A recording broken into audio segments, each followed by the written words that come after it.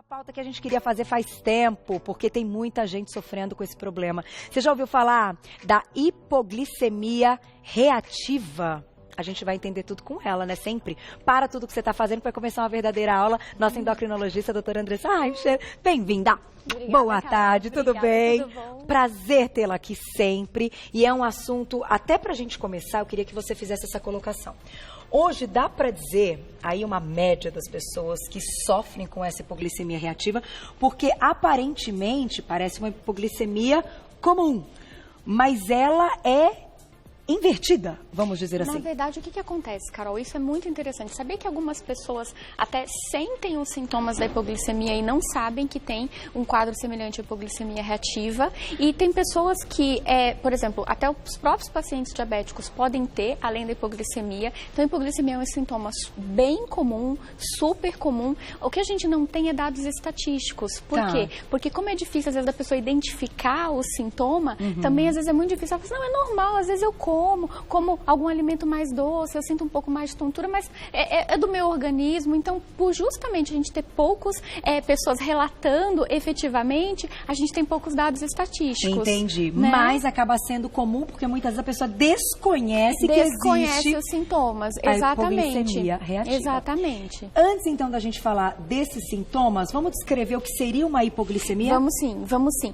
Tem um slidezinho pra gente começar. Então, assim, na tela, pra quem então. tá em casa, né, eu acho interessante a gente ir organizando uma árvore de raciocínio, que certo. Eu acho que aí fica mais fácil. Então, assim, o que é uma hipoglicemia? Uma hipoglicemia é hipo, ou seja, de baixo, e glicemia de glicose no sangue. Então, é uma redução da glicose no sangue. E ela pode acontecer por diversas causas. E aí é quando o paciente sente essa redução de glicose no sangue que ele vai ter os sintomas. Entendi. E aí a gente tem um macetinho para ajudar a gente no diagnóstico, que é o seguinte: a hipoglicemia, um quadro de diagnóstico de hipoglicemia, ele tem que ser baseado em 3 fatores que a gente precisa guardar, que é a glicose baixa no sangue, esse paciente ter sintomas, então ele ter tremor, sudorese, ter aumento de fome, geralmente isso acontece tudo em conjunto, e aí depois esses sintomas corrigem quando ele restaura os níveis de glicose normal no sangue. Certo. Então, para quem está em casa, é como se fosse um ciclo, né?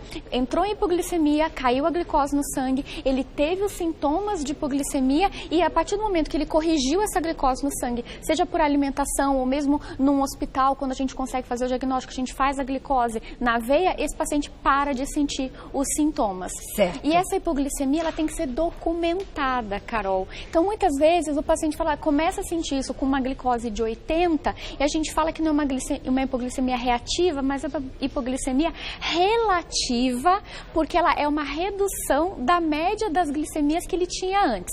Para ficar mais fácil do pessoal entender. A gente consegue entender isso melhor no paciente diabético, que ele tem uma glicose no sangue mais alta e aí por algum motivo ele tomou insulina e não se alimentou, ou ele tomou a medicação está às vezes com uma dose que ainda não está muito correta, a glicose dele caiu para o nível normal, que por definição não é hipoglicemia, só que ele sente sintomas.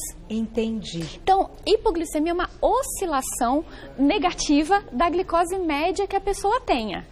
Certo. Mas quais são, então, falando ainda da hipoglicemia, sem falar da hipoglicemia reativa, os principais sintomas, então? Então, vamos lá. O que a pessoa vai sentir? A gente vai sentir os sintomas que são sintomas de liberação de adrenalina no corpo. Então, é como se, quando a gente passa muito nervoso, é muito parecido. Então, tremores, sudorese, mal-estar. Às vezes tem pacientes que têm coração acelerado, taquicardia. A gente tem paciente que tem sensação de desmaio. E aí a gente vai ter sintomas relacionados à falta de glicose no organismo. Então, são 2 grandes grupos de sintomas. Sintomas semelhantes ao excesso de adrenalina, quando a gente está muito nervoso, e sintomas mostrando que está faltando glicose. Então, como está faltando glicose, está faltando combustível para as células. Então, a gente pode ter, daí, sensação de embaralhamento, de pensamento, de tontura, de quase desmaio, sensação de fraqueza, e o corpo, naquela tentativa de corrigir, vai te dar o quê? Muita fome. Entendi. Então, esses são os sintomas que vêm num pacotinho. Tecnicamente, são sintomas que a gente divide em sintomas adrenérgicos, da adrenalina, e sintomas do sistema nervoso sentindo falta de glicose. E dá uma tonturinha também, que a pessoa fica meio assim, exato, que tá faltando glicose. E aí é isso, o alerta do organismo. Certo. Tá?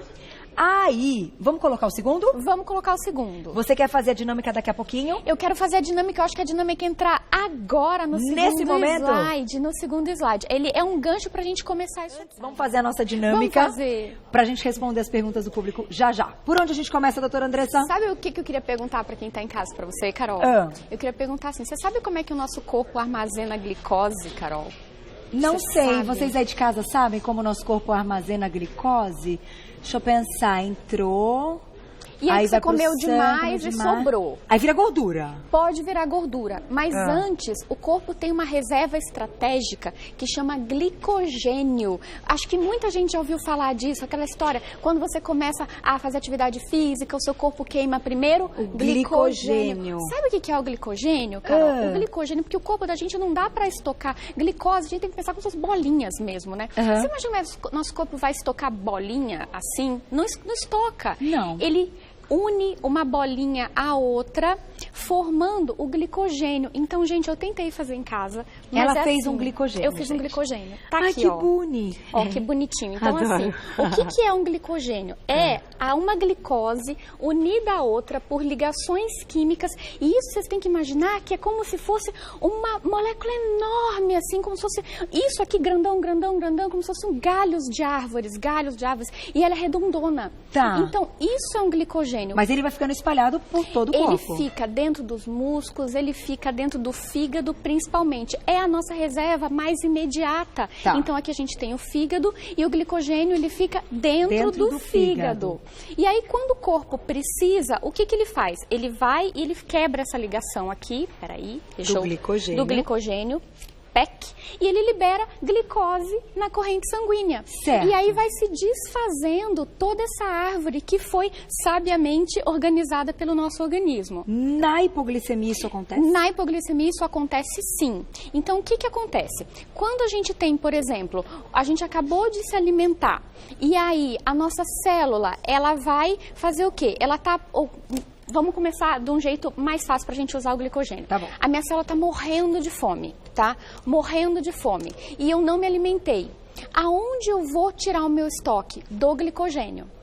E aí, só que não dá, o corpo assim, mas como é que ele vai quebrar uma estrutura tão bonita assim, sem um estímulo? Ele vai usar um hormônio que o nosso pâncreas fabrica, que chama glucagon. Já ouviram falar de glucagon, já, do gente? glucagon já. É o hormônio que é antagonista à insulina. A insulina, exatamente. Eu já explico como é que a insulina funciona, mas o glucagon, o que acontece? O nosso pâncreas secreta glucagon e esse glucagon vai lá onde tem o glicogênio no fígado e quebra. E ele faz assim, pum!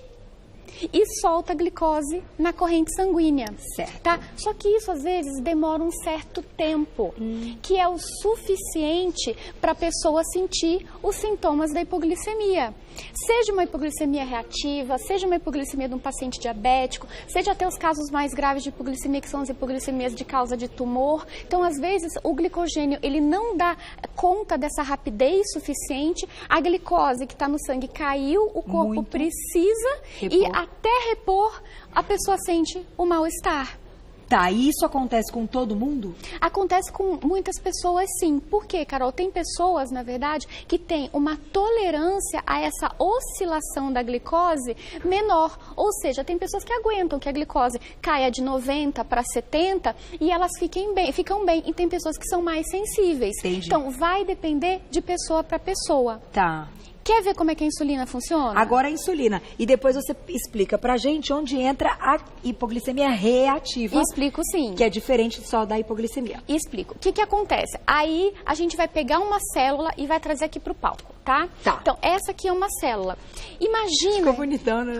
A cara da gente, eu vou contar pra vocês que a tinta... Minha mãe tá até assistindo em casa. A tinta explodiu ontem na hora que eu fui pintar isso. Como assim? Gente, eu quase tirei foto no Insta. Era eu inteira de amarela. Eu juro que porque eu corri pra lavar, porque eu fiquei com medo de ter alergia. Você faz brincadeira de criança, é muito legal. Vocês perderam assim, eu devia ter postado no Insta. Olha só que legal, adorei. Então assim, imagina uma celulona e ela recebeu glicose, né? Então assim, a gente acabou de comer um prato bacana, sei lá, um pão integral, um arroz, um carboidrato, que liberou glicose. Tá. Só que para essa glicose receber energia, ela não fica assim, a célula, ela não fica recebendo glicose direto. Ela precisa que a glicose entre dentro dela. Mas como é que ela entra se a célula está fechada? Ela precisa abrir. Ela precisa abrir. Pega aí, Carol. Ai, mentira. Olha a chave da insulina. Marcela, ela é muito criativa. Gente, é uma chave. É uma chave. Veio direto do mundo dos bruxos, assim. Eu imagino a Harry Potter ó, aqui, ó. Do filme do Harry Potter, diretamente do filme de Harry Potter. Ele vai abrir. Você fez uma fechadura? Não acredito. A fechadura é aqui. Tá, aqui. Tá, então a gente faz a fechadura. A insulina é a chave. Exatamente. Aí ela abre a célula, plim. Para a célula fazer o quê? Para a célula absorver glicose. Pode botar glicose dentro da célula. Essa aqui, bota glicose. Põe glicose. Comeu pãozinho, macarrão. Aí a célula vai lá. Comeu tudo.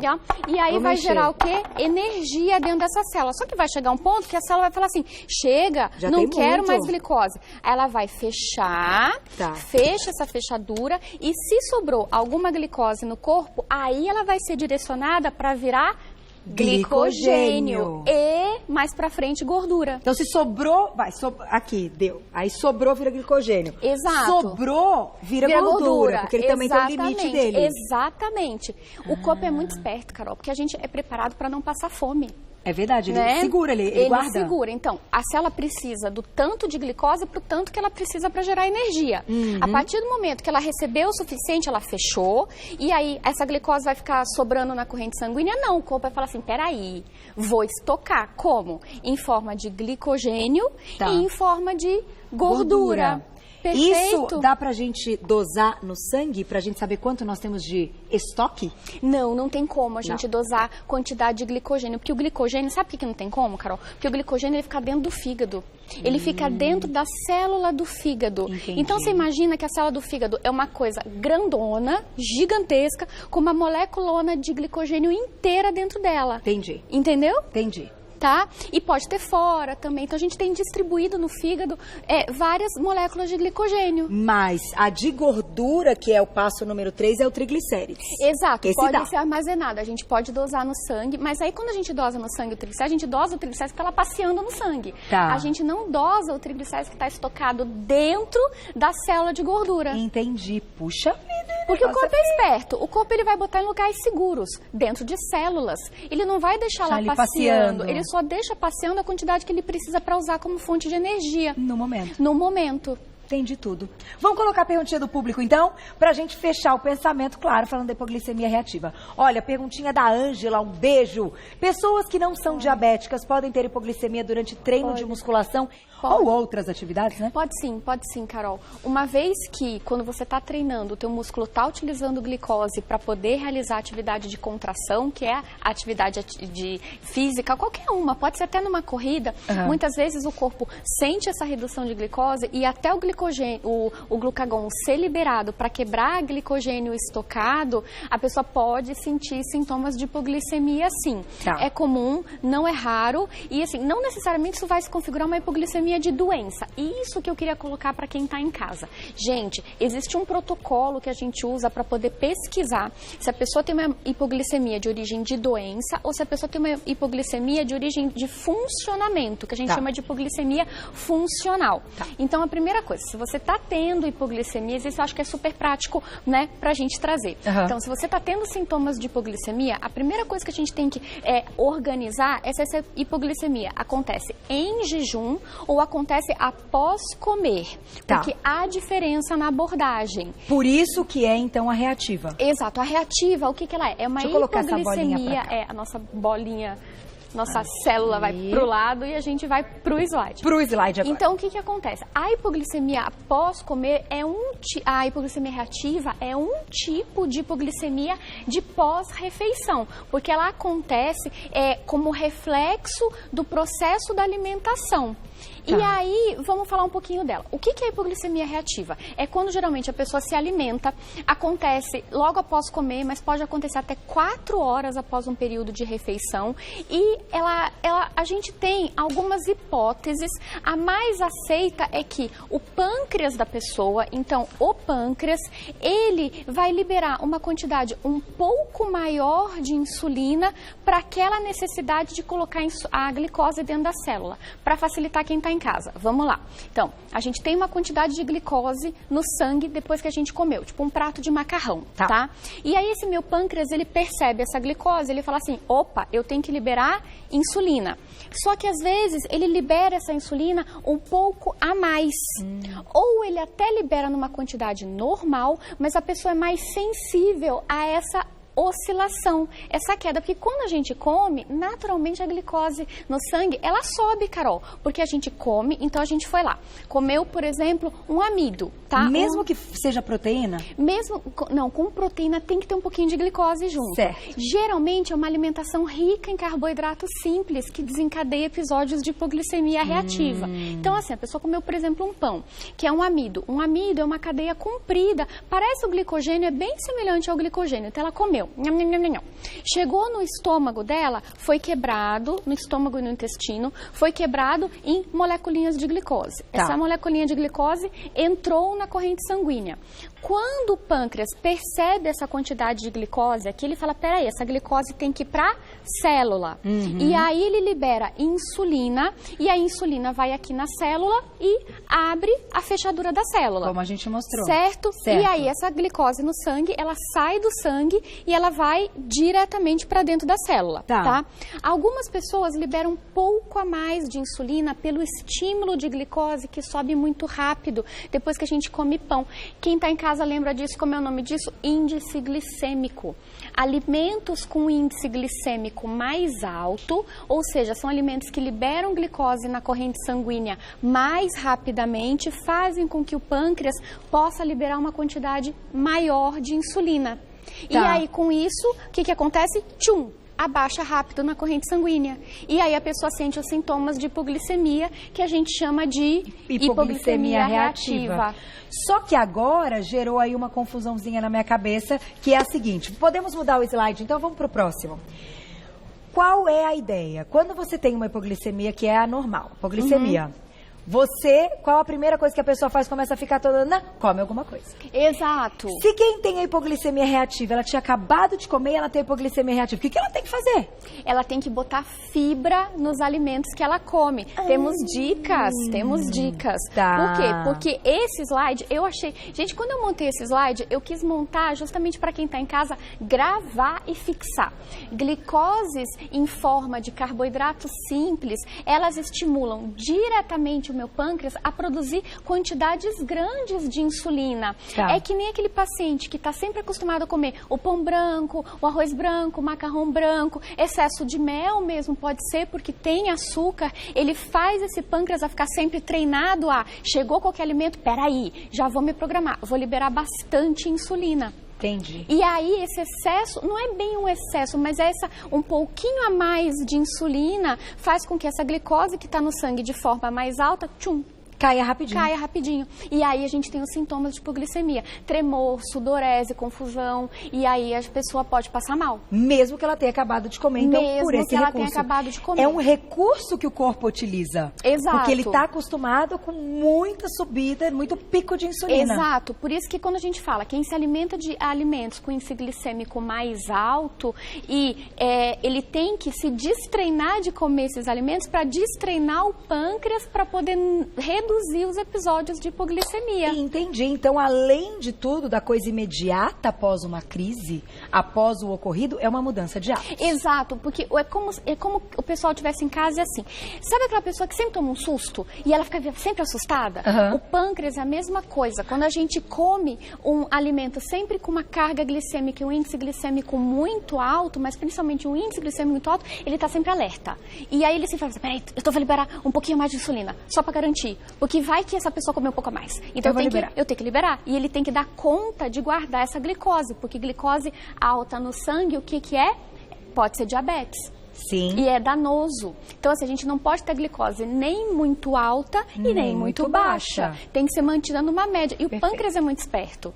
Ele sabe disso. O pâncreas sabe disso. Então, não vamos desacostumar o pâncreas a oferecer muitas coisas que dão esse pico. Exatamente. Então, perfeito. Então, resumo, eu acho, de tudo que a gente está falando aqui primeira coisa, você tem sintoma de hipoglicemia, acha que a hipoglicemia é reativa, procure o seu médico, converse com ele. Mas uma das bons hábitos que a gente já pode ir fazendo é treinando esse seu pâncreas para que ele fique um pâncreas menos assustado. Menos assustado, libere menos insulina, ou pelo menos... menos insulina. Na medida exata, né? Na medida exata. Entendi. E sabe quem está em casa, que isso é um recado que eu queria dar. Hipoglicemia reativa, muitas vezes, ela pode antecipar o risco de diabetes em alguns anos.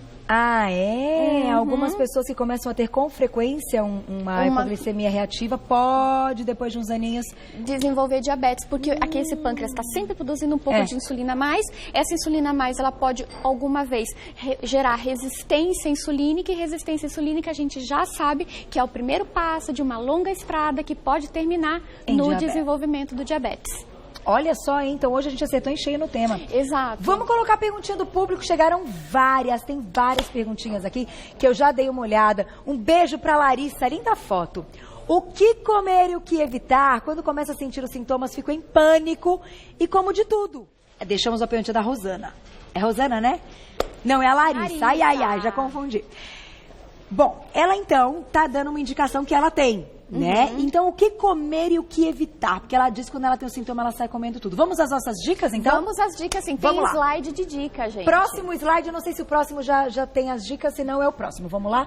É aqui, ó. Aqui. Olha lá. Pra quem tá em casa, guardar, trocar, fracionar e evitar. Tá, essas são as palavras da nossa pauta de hoje. Vamos encher tela? Exatamente. Olha lá.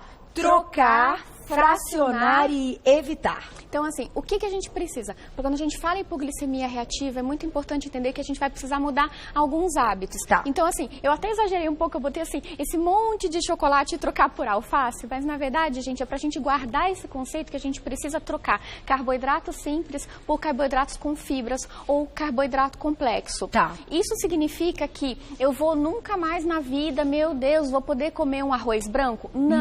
Não é isso. Mas é que quem tem hipoglicemia reativa tem mais chance desse pâncreas, que já é um pâncreas estressado, quando ele recebe o estímulo do arroz, esse pâncreas liberar mais insulina do que é necessário. O ideal, assim, até te interrompendo, desculpa, mas te fazendo essa pergunta. Quando a gente muda o percurso e fica um tempo sem oferecer, então, um arroz branco, e ele entende o novo momento desse corpo, quando a pessoa, uma vez ou outra, vai comer esse arroz branco, ele já não tem mais esse mecanismo de liberar um montão. Exato, porque o pâncreas, ele vai se readaptando. Mas até lá, por exemplo, se a pessoa quer comer um arroz branco, Carol, ela vai passar vontade... Não sei, aí. Aí a gente tem uma solução. A gente pode usar fibra solúvel. Como é que é isso? Você trouxe? Trouxe a fibra solúvel. Essa fibra solúvel eu já tinha mostrado uma vez, eu acho muito bacana a gente trazer. A gente compra ela em farmácia, tem zilhões de marcas, mas o mais importante a gente entender é que ela não altera nem textura, nem sabor do alimento, e a gente pode usar ela, por exemplo, quando a gente dilui em água, até vou aproveitar o meu copo aqui, ela acaba sumindo, e aí misturando bem, obviamente, porque eu tô aqui sem a colher, né? Mas assim, ela some e você pode colocar ela em cima do alimento, uma pequena quantidade, converse com o seu nutrólogo, com sua nutricionista, com seu nutricionista, com seu médico para saber qual a quantidade de fibra que você tem que usar por dia, mas você pode usar a fibra como um artifício para reduzir o índice glicêmico do alimento. Então, por exemplo, vai comer uma comida japonesa, que eu olhei pro chefe Carlos e lembrei, tem o arrozinho branco, que é uma delícia, vamos combinar que aquele sushi é tudo de bom. Joga um pouquinho da fibra? Você pode jogar um pouquinho da fibra em cima. Funciona melhor, sabe com o quê, Carol? Com risoto. Tem muita gente que gosta de comer risoto. Joga no risoto. Né? Joga no risoto. Arroz, simples mesmo. Macarrão. Pode colocar macarrão. Se você quiser comer um purê de batata normal, a batata doce, claro, ela tem um índice glicêmico bem baixo, mas o purê de batata normal, não. E aí o que você pode fazer? Colocar um pouquinho de fibra. Uma outra sugestão, ralar uma cenoura, você comer com uma grande quantidade de verdinhos junto. Ou uma proteína. Ou uma proteína, perfeito. Então, quando a gente vai organizar esse tratamento do trocar, fracionar e evitar, é porque a gente vai, em primeiro lugar, tentar evitar os alimentos com carboidrato simples. Álcool também a gente evita, para quem tem chance de ter hipoglicemia reativa. A gente vai dividir as refeições, porque quanto mais a gente divide a refeição, menos a gente estimula esse pâncreas de uma vez só. E a gente vai tentar fazer a troca do carboidrato simples pelo carboidrato complexo. E isso não só no momento de crise, todos os dias da vida. Exatamente. Então, se a pessoa teve uma hipoglicemia e teve uma crise, ela pode até sair dessa hipoglicemia comendo o alimento um pouco mais doce, mas ela tem que entrar com uma fibra junto, para daí já ir treinando esse pâncreas de que ela recebeu, mas ela vai ter um estímulo menor para liberar a insulina. Sensacional, doutora Andressa sempre arrasando. Então não adianta uma medida ali medicamentosa, vamos dizer assim, imediata num momento de crise e tudo mais. É uma mudança de hábito mesmo. Vamos treinar, como você disse, o nosso pâncreas para diminuir aí esse bombardeio de insulina. Exato. Que esses episódios vão diminuir também. Agora, eu só queria terminar a pauta dando um recado. Diga. Hipoglicemia, procure seu médico, procure seu profissional de saúde que você confia ali. Então, assim, procure, gente, porque hipoglicemia, a gente precisa também fazer o diagnóstico de hipoglicemia reativa e separar algumas causas de hipoglicemia, como, por exemplo, alguns tumores, que são bem raros, mas pode acontecer. Entendi. Então, assim, comece já implementando essas mudanças boas na sua vida, mas procure sempre um profissional de saúde para te ajudar. A gente está aqui para fazer diagnóstico. Imagina refrigerante, fala, eu nem comi, mas você tomou uma latinha daquela, a base de cola, com aquele tantão de açúcar. Açúcar pra caramba. Então, é bom para reduzir o peso, se a gente tirar, né? E é bom também para evitar episódios de hipoglicemia reativa. Sensacional, vamos agradecer, né? Ela é demais. Doutora Andressa Heimscher, que é endocrinologista, vem sempre ao programa, sugiram mais temas, entrem lá na página dela do Facebook, que é Endocrinologia em Dia, e sigam também a doutora lá no Insta, @endocrinologia em dia. Da última vez pediram muito o seu Insta pessoal. Eu nem sei se você tem Insta pessoal. Gente, eu tenho Insta pessoal. Eu tenho uma bagunça de Insta, mas eu tenho meu Insta pessoal. É meu nome, tá? Doutora Andressa. Tem doutora Andressa, endocrinologista, e tem Andressa Heimbecher também. Nem eu tenho tanto Insta seu assim, doutora, loucura. Como é que dá conta de tanta rede social? Mas no Endocrinologia em Dia, você entra em contato com ela para saber a respeito, claro, dessa parte de saúde que é tão importante. Você é brilhante sempre. Ai, muito obrigada. Muito obrigada.